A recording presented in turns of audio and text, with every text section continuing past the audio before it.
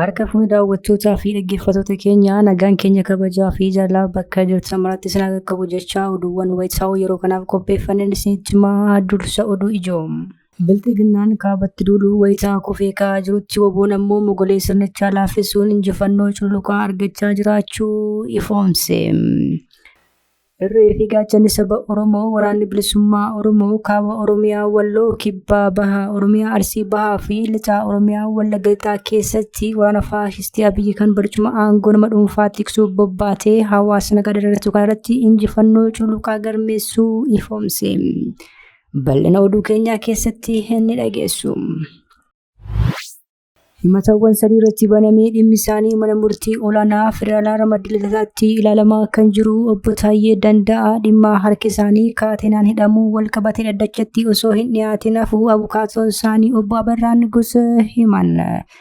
Manni murtichaa ragaalee viidiyoo fi sanadaa abbaa alangaa dhiyeesse irratti himatawwan yaada barreeffamaa akka dhiyeessu har'atti beellamee akka ture kan himan abukaatichi ragaalee jedhamee qabatanii dhiyaachuu himu. Bal'ina kanaa qopheeffanneerraa ni balballoomsina. Qondaalli mootummaa obbo Geetaachoo Raddaa fi xiinxalaan siyaasaa Jawaar Mohaammed fuula miidiyaa hawaasummaa gubbaan jechoota walitti daddarbatan.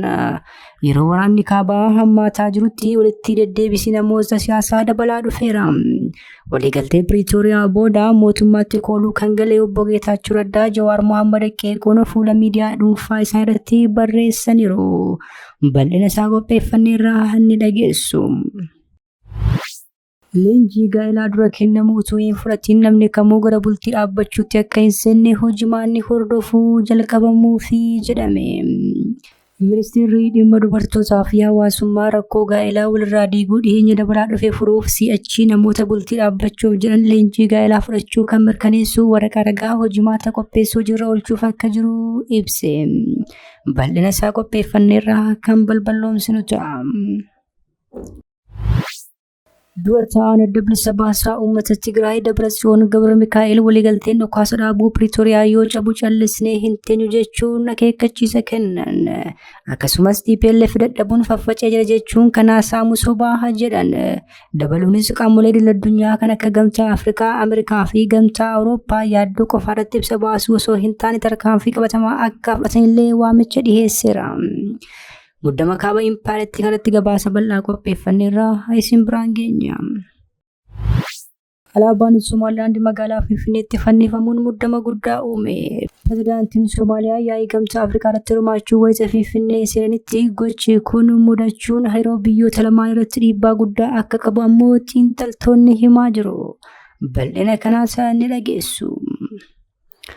Odeeffannoo wayitaawaa impaayiritti fi Oromiyaa keessa argachuuf toora YouTube chaanalii kanaa subscribe, like, share taasisaa jechaan gara oduu bal'inaan qopheeffanneetti isin dabarsa.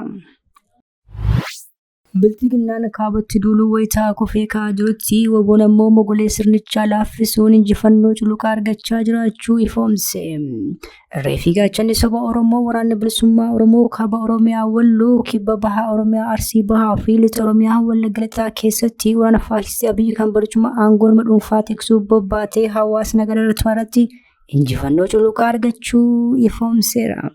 Waraanni bilisummaa Oromoo kaaba Oromiyaa godina Walloo aanaa hartummaa fursee ture jabaa geggeesseen waraana faashistii Abiyyi ja'a ol ajjeesuun hedduu ammoo madeessee bakkichaas ari'ee magaalatti deebisuu ifoomse.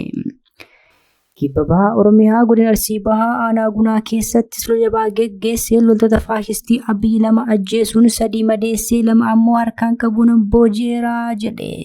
Kana malees qawwee akaamaa 2 irraa hiikkachuu ifoomse. Bifuma wal fakkaatuun Lixa Oromiyaa godina Wallagga Lixaa aanaa mana sibuu ganda buukee heennaatti tarkaanfii cimaa humnoota bilxiginnaa kanatti fudhachuun konkolaataa waraana sirnichaa kana daaresseera. Waraana bilisummaa Oromoo humna namaa fi meeshaa jabanaa hidhachuun sirna abbaa irree kokkee qabaa jiru kana leellistoonni bilxiginnaa torban 2 keessatti ni balleessina jechuun dhaadachaa turuun ni yaadatama. ይነስም ይብዛ በ2 በ3 ወር ውስጥ ይሄ ጠላት ሙሉ በሙሉ የሚወገድበት የማህበራዊ እንቅስቃሴን ወደማያደናቅፍበት ደረጃ የሚደርስበት ሁኔታ ይፈጠራል። Himataawwan sadii irratti banamee dhimmi isaanii mana murtii olaanaa federaalaa Ramadilleetaatti ilaalamaa kan jiru obbo Taayyee Danda'aa dhimma harki isaanii Kaateenaa jedhamu wajjin wal qabatee osoo hin dhiyaatin hafuu abukaatoon isaanii obbo Abarraa Nigusee himan. Manni murtichaa ragaalee viidiyoo fi sanadaa abbaan alangaa dhiyeesse irratti himataan yaada barreeffamaa akka dhiyeessu irratti beellamee akka ture kan himan abukaatichi ragaalee jedhamee qabatanii dhiyaachuu himu. Haa ta'u malee maamilli isaanii obbo Taayyee Danda'aa mana sirreessaa abbaa Saamu'eel jedhamuun beekamutti argaman dhimma Kaateenaan kan wal qabateen mana murtiitti akka hin dhiyaanne himan. Bakka bu'aa mana sirreessicha addachatti dhiyaatanii sababa Taayyeen addachatti dhiyaachuu hin dandeenyeefis dubbataniiru jedhan. Bakka bu'aa mana sirreessichaa aangawoota olaanoon obbo Taayyeen Kaateenaan osoo ittiin kaa'amin mana murtiitti akka hin dhiyaanne waan jedhamneef dhiisnee dhufneera jechuun mana murtichaaf deebii kennuu isaanis himan. Dabaluunis obbo Taayyeen Kaateenaan hidhamanii akka dhiyaatan gaafatamuu isaaniif isaanis Kaateenaan hidhamee hin dhiyaadhu sababni isaas kan dura Kaateenaan hidhamee akka hin dhiyaanne manni murtii waan na ajajeef ajajicha kabajanii Kaateenaan osoo hin taane akkasitti nageessuu qabdu jechuun falmuu isaanii himaniiru. Haa ta'u malee aangawoonni mana sirreessichaa yoo hidhamne akka hafu ajaja kennuu isaaniitiin addachatti osoo hin dhiyeessin hafuu isaanii bakka bu'aa mana sirreessichaa himuu isaanii abukaatoon obbo Taayyee dubbatan. Dhimmi Kaateenaa bara 2016 keessa wayitaa himataawwan duraanii ilaalamaa turanitti mana murtiin ajajni itti kennamee kan ture akka ta'es abukaatichi yaadachiisaniiru. Bara 2016 obbo Taayyeen alarjii Kaateenaa qabu jechuun kanuma mirkaneessuun osoo hin hidhamin akka dhiyaatan ajaja kennee ture. Yeroo dhiyoo ammoo sababa alarjii dabalataan namni tokko amala hamaa miliquu yookiin humna fayyadamuu yookiin lola kaasuu fi qaamni nageenyaaf amala badaa haga hin agarsiifnetti jechuun Kaateenaa malee akka dhiyaatan ajajuu isaas himan. Manni murticha addacha akka lakkoofsaa Impaayiretiitti muddee 23 bara 2018 taa'een obbo Taayyeen amallee haaraan agarsiisan waan hin jirreef kana booda Kaateenaan hidhamanii gara mana murtiitti akka hin dhiyaanne jechuun ajaja kennuunsaa ni yaadatama. Ajaja mana murtii kabajuu dhabuun akka jiru kan hubanne. Sababni isaas kan dura hooggantoonni olaanoon mana sirreessichaa keessattuu jedhuma irratti kenname qaamaan argamuun ajajicha kan fudhatan kan jiran obbo Abarraan dhimma kana ilaalchisee iyyachuu isaanii himan. Ajajni mana murtii kabajamaa hin jiru waan ta'eef gama olaantummaa seeraatiin hiikama taasaa waan qabuuf aangawoonni olaanoon addachatti dhiyaatanii akka hubachiisan qofaa osoo hin taane hidhamanii akka dhiyaatan iyyannee turre garuu manni murtii yaada keenya hin fudhanne jedhan. Dhumarratti manni murtichaa dhimma Kaateenaan wal qabatee ajajni mana murtichaa maaliif kabajamuu akka dhabe qondaalli mana sirreessichaa addachatti dhiyaatanii akka hubachiisaniif ajaja kennuusaa himaniiru. Dabalataan obbo Taayyeen beellama itti aanu guraan 2018tti Kaateenaan osoo hin hidhamin mana murtiitti akka dhiyaachuu qaban ajaja kennuusaas himaniiru. Qondaalli mootummaa obbo Geetaachoo Raddaa fi Jawaar Mohaammed fuula miidiyaa hawaasummaa gubbaan jechoota walitti darbatan. Yeroo waraanni kaabaa hammaataa jirutti walitti deddeebisi namoota siyaasaa dabalaa dhufeera. Waliigaltee Piriitooriyaan booda mootummaatti kooluu kan galee obbo Geetaachoo Raddaa Jawaar Mohaammed qeequun fiila miidiyaa gonfaa isaa irratti barreesse. Barreeffama Jawaar Mohaammed bagammadda jechuun eegalee kanaan obbo Geetaachoon mormii dhuunfaa muummicha ministeeraa waliin qabdu gara tarsiimoo siyaasaa Itoophiyaatti ol guddisuun nama ajaa'iba jechuun qeeqe. Obbo Geetaachoon akka ibsetti Jawaar nama jibba dhuunfaa fi dantaa biyyaa adda baasee hin beekne. Dhaaba biyya bulchaa jiru jibbuun siyaasa sirnaa fi dantaa mootummaa akkasumallee kan addaan baaftee ilaaluu dadhabuu kee agarsiisaa jedhe. Obbo Geetaachoon akka barreeffama isaan ibsetti sochiin Jawaar Mohaammed itti jiru jibba nama dhuunfaa ala tarsiimoo siyaasaa uummata fayyadu akka hin taane ibsuu yaale. Ati nama kana dura michuu muummicha ministeeraa Itoophiyaa Dr. Abiyyi turte har'a diibdee dhuunfaarraa kaatee Itoophiyaan haala wal dhabdee Sudaan keessatti dantaa tarsiimoo ishee eeguuf barbaadda jechuun irra deddeebitee duula geggeessitee jedha. Geetaachoon barreeffama isaa keessaa itti ifatti ibsuu baatus Jawaar biyya ganuusaa ibsuu yaaleera. Barreeffamoonni ati miidiyaa hawaasaa irratti qoodura deddeebiin yoo barreeffaman dhugaa fakkaachuu maluu kan jedhe Geetaachoon ta'us barreeffamoota loogii qaban akka ta'e hime. Yaadonni ati tamsaaftu yookiin kanatti qooddu tokko birqabaan yoo ilaalaman dhugaa ta'uu danda'u garuu odeeffannoowwan kanneen tooftaa Itoophiyaan ittiin dhimma bahuu bocaa jirtuutu ilaalcha keessa hin galchiin dhiyeessita.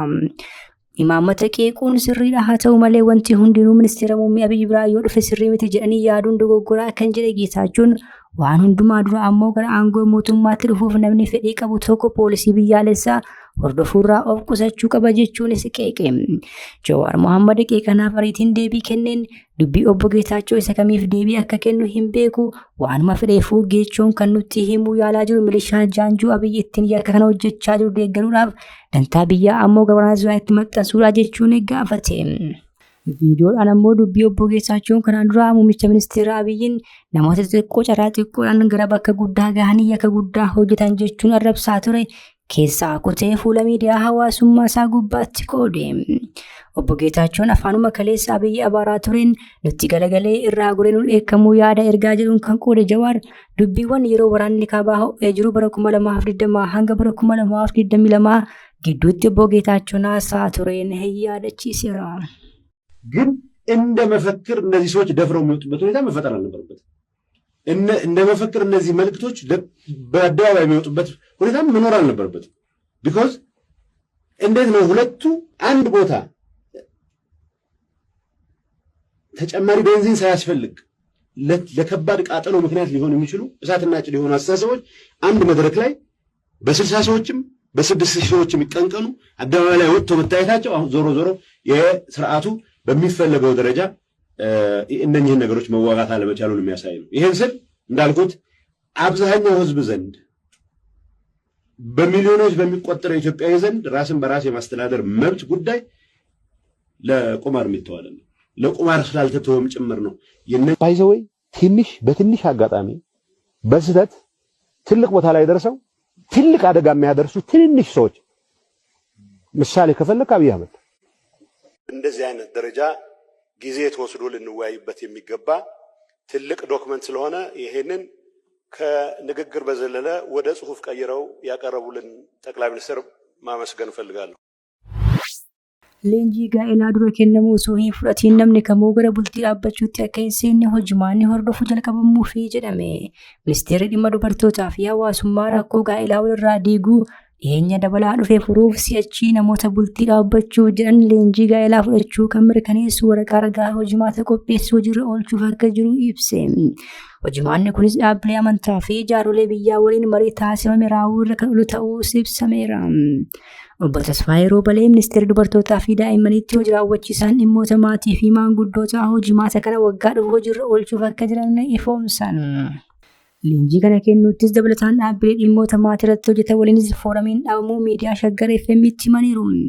Fooramiin kun bulchiinsa maatii wal qabatee hanqina jiru guutuuf ni oolaa kan jedhame yommuu ta'u gama mootummaanis wantoota sirrachuu qaban ilaalchisee yaada furmaataan ni ka'a jedhameera. Bultiin diigamuuf ka'umsi hubannoon Gaa'elaa gadaanaa ta'uudha kan jiran obbo Tasfaayeen hanqina kana furuuf qorannoowwan barreeffamaan qophaa'ullee ibsaniiru. Jijjiirama akka biyyaatti jiru dhugoomsuuf maatii jalqabuu qabnaa jedhanii ammatti impaayirtii keessatti maatii miliyoona 20 ol akka jiran ifoomsaniiru. Dootaan adda bilisa baasaa uummata Tigraay Dabratsiyoon Gabra Mikaa'el waliigalteen dhukaasa dhaabuu Piriitooriyaa yoo cabu callisnee teenyee hin ilaallu jechuun akeekkachiisa kennan. Akkasumas TPLF fi dadhabuun faffaca'ee jira jechuun kanaas aamu sobaa jedhan.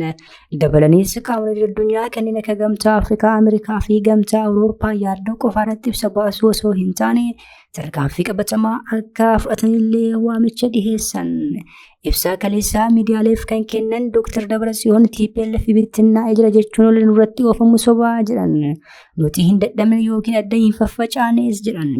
Dabalaniis haala dhufu kamiyyuu keessatti lammiileen Tigraay kan biyya keessaas ta'e biyya alaa jirtan tokkummaa isaanii akka cimsaniif qaamni nageenya booressan biyya kamiyyuu akka dura dhaabbatan dhaamaniiru. Dabalaniis haala dhufu kamirratti iyyuu lammiileen Tigraay kan biyya keessaas ta'e biyya alaa jiraatan tokkummaa isaanii akka cimsanii fi qaamolee nageenya booressan kamiyyuu dura akka dhaabbatan dhaamaniiru.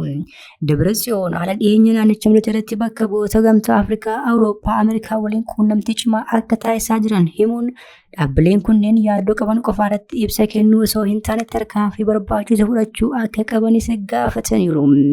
Kana malees xalayaa banaa dura ta'aa Gamtaa Afrikaa fi pirezidaantii Angoolaa Gookaavees Loorenkoo akkasumas hooggantoota mootummaa fi Gamtaa Afrikaa walgahii dhufuratti argame keessatti TPLF amanamummaa gamtichi dhimma nageenya Tigraay irratti qabu gaaffii keessa galcheera jedha. Xalayaan kun akka ibsutti Gamtaan Afrikaa akka qaama araaraa fi waliigaltee nagaa sadaasa bara 2022 Piriitooriyaa irratti hirmaatetti itti gaafatamummaa siyaasaa fi naamusa waliigalteen sun akka hin diigamne tiksuu qaba jedha. Kanaan wal qabatee waliigaltee ijoon muraasni guutummaatti hojiirra hin oolle waraana irra deddeebiin ka'aa jira. Yaaddoon dabalaa jira. Kun ammoo bu'aan dhukaasa dhaabuun booda argamallee duubatti akka deebi'u taasisa jechuun akeekkachiise. Alaabaan Somaalilaandii magaalaa Finfinneetti fannifamuun muddama guddaa uume. Pireezidaantiin Somaaliyaa yaa'ii gamtaa Afrikaa irratti hirmaachuu wayita Finfinnee seenetti gochi kun mudachuun yeroo biyyoota lamaan irratti dhiibbaa guddaa akka qabu ammoo xiinxaltoonni himaa jiru. Yaa'ii gamtaa Afrikaatti bana geggeeffamuuf jiru ilaalchisee alaabaan Somaalilaandii yeroo murtaa'eef alaabaa biyyoota Afrikaa wajjin tarree galuun magaalaa Finfinneetti yoo mirmirfamu suur-sagaleen mul'isu bahee ture. Kana hordofees fayyadamtoonni miidiyaa hawaasummaa lammiilee Somaaliyaa ta'an dheekkamsa guddaa kaasu The Horn Frequency gabaaseera. Alaabaan Somaalilaandii kun fannifamee kan mul'ate magaalaa Finfinnee dirree masqalaa naannoo muuziyeemitti akka ta'e maddichi gabaase. Viidiyoo kanaa kan agarsiisu ergaa miidiyaa hawaasummaa irratti erga qoodamee booda aktivistoonni Somaaliyaa hedduun dheekkamuu fi humnoonni nageenyaa bilxiginnaa hatattamaan buusuutu gabaafame. Baatii tokko duraa Israa'el irraa beekamtii biyyummaa kan argatte Somaalilaandii itti aansee Impaayera Itoophiyaa irraa beekamtii lammataa argatti jedhamee eegamaa jira.